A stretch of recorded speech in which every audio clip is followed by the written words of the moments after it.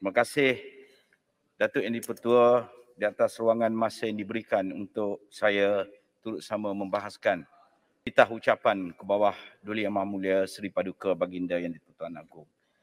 Di kesempatan ini, saya ingin menzahirkan ucapan setinggi tahniah kepada Yang Amat Berhormat Bera yang telah mendapat kepercayaan ahli Dewan ini untuk menggalas tanggungjawab yang besar sebagai Perdana Menteri Malaysia yang ke-9.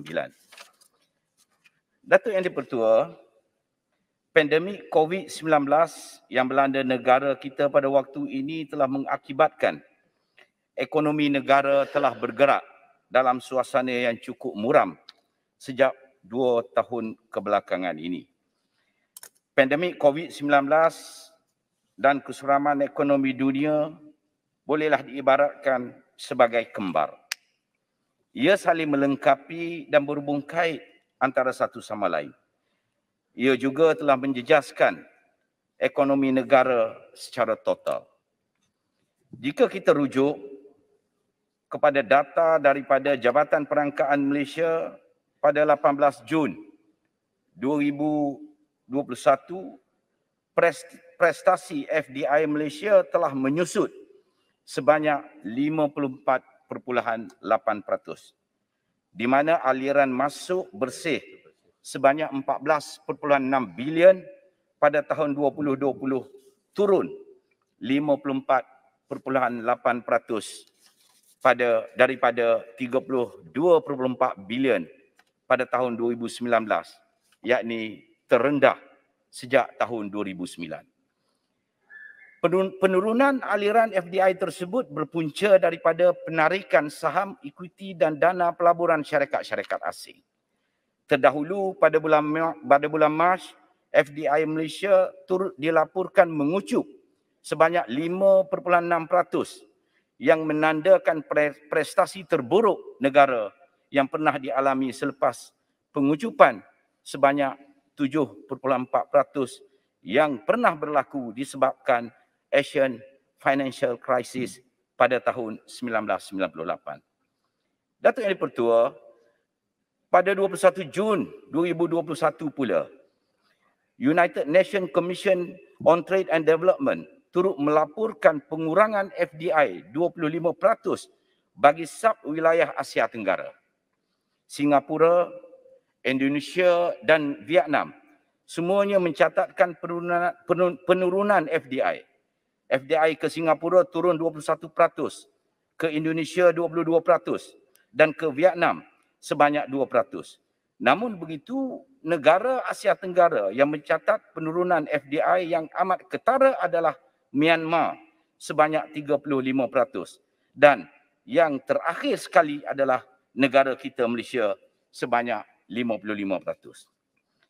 Justru yang menjadi tanda tanya dan persoalan adalah mengapakah FDI Malaysia berada di tangga yang paling tercorok di Asia Tenggara. Kadar yang paling tinggi jika dibandingkan dengan negara-negara Asia Tenggara yang lain. Walaupun COVID-19 menjadi salah satu faktor kepada ketidaktentuan ekonomi, ia tidak boleh dijadikan batu asas yang utama memandangkan negara jiran lain turut berhadapan dengan situasi pandemik ini. Jika negara jiran lain mampu mengawal pengucupan FDI mereka dengan melebihi nilai 40%, mengapa negara kita satu-satunya negara yang mengalami pengucupan melebihi pada paras 50%? Sebelum PRU 2018, Malaysia adalah salah satu negara ASEAN dengan FDI tertinggi yang mana pada tahun 2017, nilai FDI Malaysia adalah bernilai 12 bilion US dollar, meninggalkan Indonesia pada nilai 9 bilion US dollar dan Thailand pada nilai 7 bilion US dollar pada waktu itu. Tetapi hari ini FDI kita jauh ketinggalan jika dibandingkan dengan negara-negara jiran yang lain. Jadi salah siapakah di dalam soal ini? Malaysia kini, Datuk Yang di-Pertua, bukan lagi merupakan destinasi impian bagi pelabur asing. Banyak syarikat multinasional yang telah menarik pelaburan daripada negara kita, contohnya IBM. Ini bukan satu perkara yang biasa, bahkan terlalu luar biasa. Bagaimana sebuah syarikat gergasi asing yang telah lama bertapak di negara ini tiba-tiba membuat keputusan untuk melangkah keluar daripada ekonomi kita.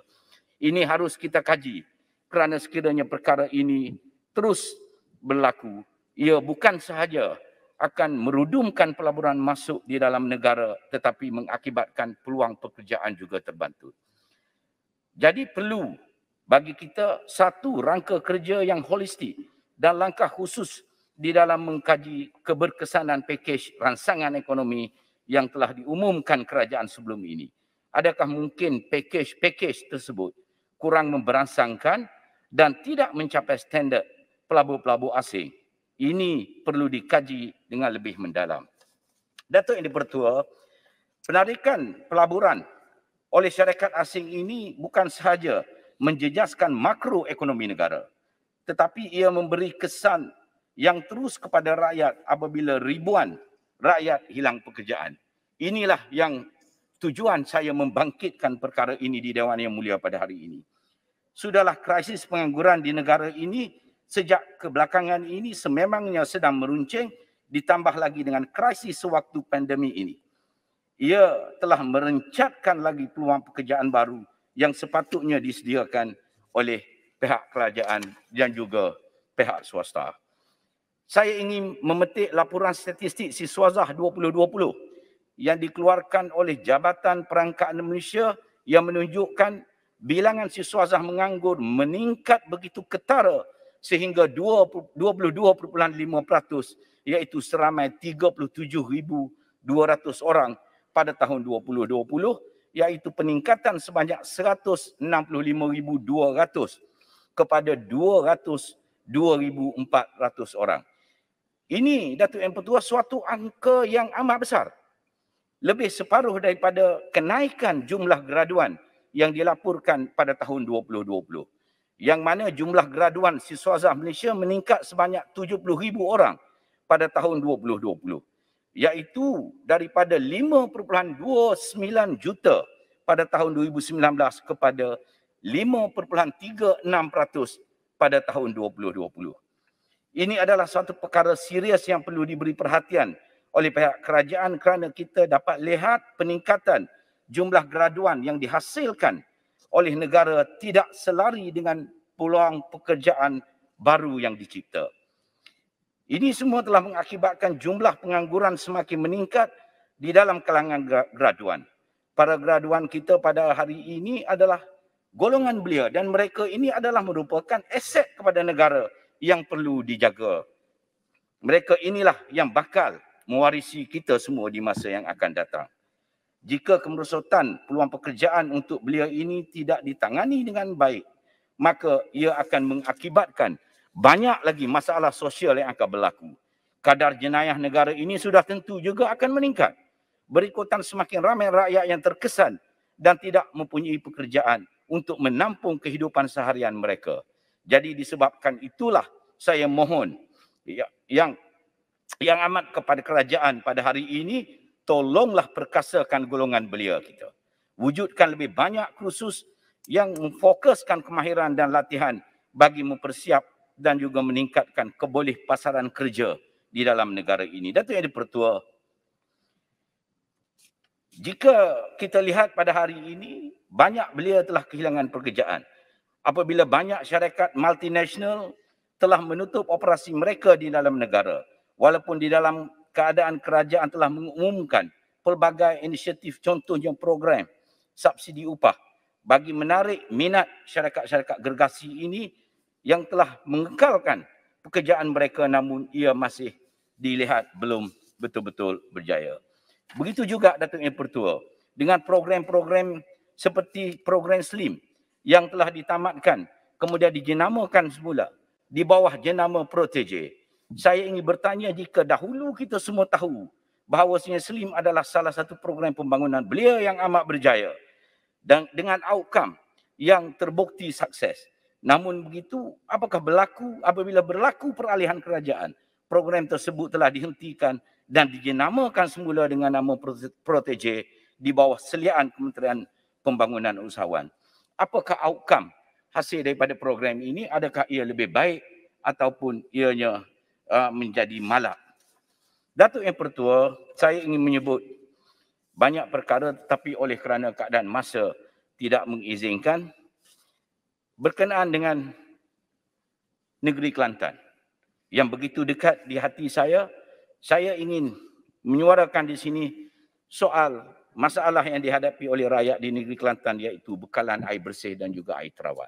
Saya berharap agar pihak kerajaan negeri dan kerajaan persekutuan yang sudah ada suatu pertalian yang jelas pada hari ini mengadakan suatu rundingan dan juga menyatakan kepada kita semua apakah hasil daripada perundingan-perundingan yang telah dibuat pada tahun 2018 dulu akan terus dilaksanakan ataupun apakah perancangan-perancangan tersebut sudah ada suatu perancangan baru.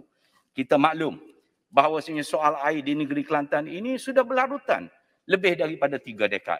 Dan sepatutnya perkara ini dapat diselesaikan sudah lama, tetapi janji demi janji yang diterima oleh rakyat Kelantan belum lagi mendapatkan hasil sehingga hari ini. Yang kedua, saya ingin menyuarakan di sini soal beberapa program khususnya untuk kawasan saya di Machang, contohnya Pusat Giat Mara Machang. Setahu saya ia diluluskan, sudah pun diluluskan di dalam rancangan Malaysia yang ke-11, tetapi sampai hari ini belum dilaksanakan. Yang kedua, saya sudah membangkitkan perkara ini berkali-kali di dalam Dewan Yang Mulia ini. Soal penumbuhan sebuah pejabat pendidikan daerah yang berasingan, kerana sekarang ini pejabat pendidikan daerah di Machang ini menumpang di sebuah sekolah rendah di dalam kawasan Machang, iaitu di Sekolah Kebangsaan Tobok. Sudah sampai masanya di dalam soal kita memperkasakan bidang pendidikan ini, mana boleh Datuk Yang Di-Pertua, pejabat pendidikan daerah pun menumpang di sebuah sekolah kebangsaan. Bagi saya kerajaan perlu melihat perkara ini secara serius dan saya berharap agar di dalam belanjawan yang akan datang ianya akan dapat dimasukkan. Saya ucap terima kasih banyak-banyak pada Datuk Yang Di-Pertua dan bagi saya sama-samalah kita berdoa agar Yang Amat Berhormat diberi kekuatan terus istiqamah di dalam menjalankan tugas untuk memastikan negara kita dapat melangkah lebih baik daripada sebelumnya. Terima kasih. Assalamualaikum warahmatullahi wabarakatuh. Waalaikumsalam. Terima kasih Yang Berhormat